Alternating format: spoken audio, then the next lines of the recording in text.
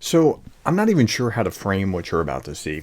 We're going to see Vladimir Solovyov, and he's going to first defend the Soviet era and talk about how it's a good thing. And I'll talk about that. And then he's going to talk about someone who showed a picture of what claims to be his son, and he rails against this guy and says, you should go to the army. But wait a minute, his son is in London studying and modeling, and he's not in the army. And it's just a really bizarre thing. I'll just have to show you, and I'll read the captions. Thank you to the Russian Media Monitor and to TVP World for the two videos. So here we go, and let's see what we see. Full contact with Vladimir Solovyov. Good morning, dear friends. Red day of the calendar. The day of great socialist October Revolution. Seriously, this is an exceptional holiday.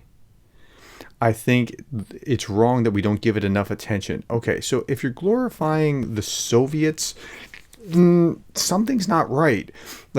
But I see this trend toward doing that. And it's not because I think they want to become Marxist again, but because they want the power and the prestige of the old Soviet Union. Let's listen to a little bit more.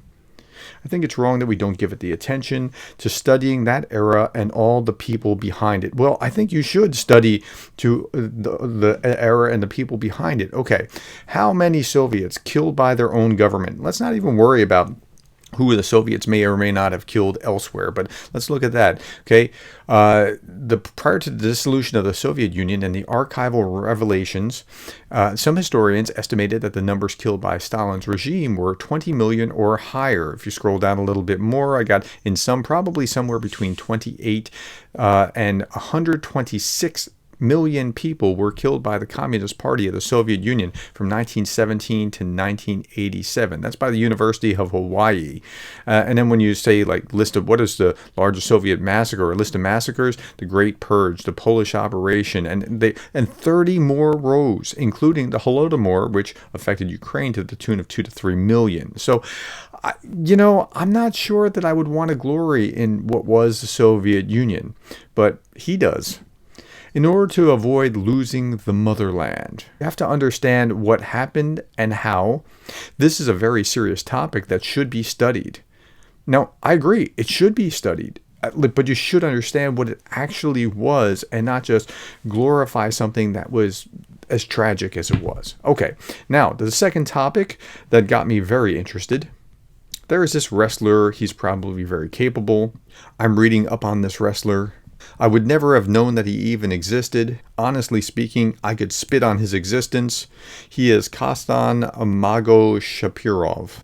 For some reason, he decided to jump into a discussion which had nothing whatsoever to do with him. I was addressing respected and accomplished sportsmen who spoke out about the situation in Dagestan. I addressed them very politely. Magada Shapirov published a screenshot. This young man has no smarts whatsoever, no ability to work with information, no understanding. To me, he's not even Dagestani. He's nothing. A boy who is 40 years younger than me dares to address me in a familiar way, and also to address me as the devil. Who are you? Anyway, this snot-nosed punk posted this. American writer Jason Smart said that the oldest son of famous TV host Vladimir Solovyov studied and lived in Great Britain and now works there as a model along with a pitcher. Take care of your son before you teach us, devil. Listen, you are a shaitan, which is a word for devil. Shaitan and not Dagestani. Understand this. You are not a Muslim. You are a shaitan. Again, it means like devil or some equivalent. Anyway, shaitan, listen up. You published a fake by CIPSO, Ukraine Center for Information and Special Ops. It's a Ukrainian in this picture. Well, maybe it is, maybe it isn't. At some point, he moved to Ireland with his mother. Yes, it's true. His surname is Solovyov. But Solovyov is one of the 10 most widespread names in the Slavic world. But you are obviously stupid and don't realize this. You deliberately used a CIPSO fake. You are an agent of the enemies. How old are you, 20 or 23? You aren't defending the motherland on the front lines? Do you have a waiver from the army? Or have you already served? You weren't subject to the partial military operation. Do you have a waiver from the army? How do you have the audacity to jump into this? Okay, let's just stop there.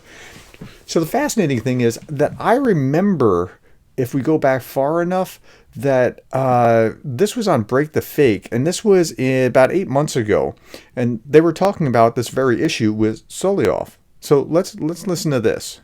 One of his recent shows, Vladimir Solovyov, has launched into a furious rant against Russian draftees refusing to go fight in Ukraine. In his trademark style, Solovyov rallied against the youth's unwillingness to die for their country.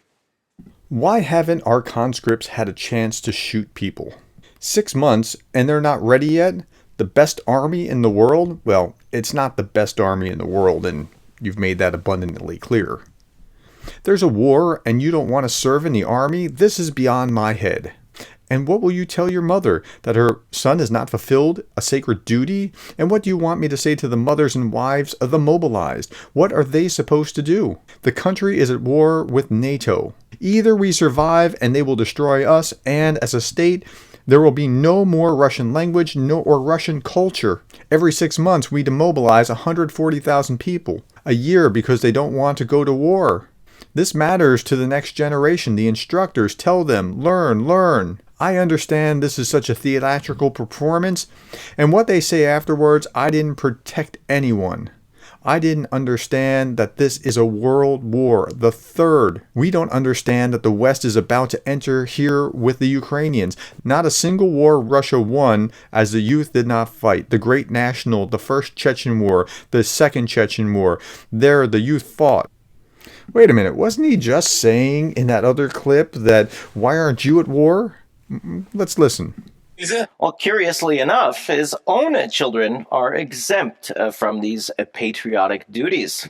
Well, Daniel there's that. But why was he doing this? Like, why was he bringing this up today if this has been an issue ongoing? That's the mind-boggling thing. Solovyov, the propagandist's 21-year-old son, is working as a model in London. Although dear Vlad has long been an ardent proponent of the war in Ukraine, he's failed to mention that his elder son has also never served, as he was busy studying in the UK. Although Solovyov is an only child, he has 8 children with 3 different women. His son Daniel was born in 2001. His older son Alexander also studied in London. And none of Solovyov's children ever served in the army, and neither are any of them planning to do so. Now, Okay, so the point there was if you're going to rail against this guy, the wrestler, and say, why aren't you in the army? What, like, you're exposing your own hypocrisy. And the thing about this is really interesting. It's not even about this particular picture and what was going on here, whether it's fake or not. That's immaterial to the whole discussion. The discussion is, Solovyov, you got to choose. You're the editor. You get to pick your stories. You wanted to talk about the glories of the Soviet Union, and then you wanted to talk about this guy who insulted you because you're so thin-skinned that you have to do this. And it's like a metaphor for the Ruski mirror. This idea that I can do whatever I want to you, but you can't do something to me because how dare you? And and that's what's being exposed here. When you're in a glass house, you don't throw stones, and he's throwing stones. Okay, tell me if I'm off base here. What do you think about that? Thank you for the likes, the shares, the subscribes, the coffees, and thank you for being the kind of person that cares about Ukraine.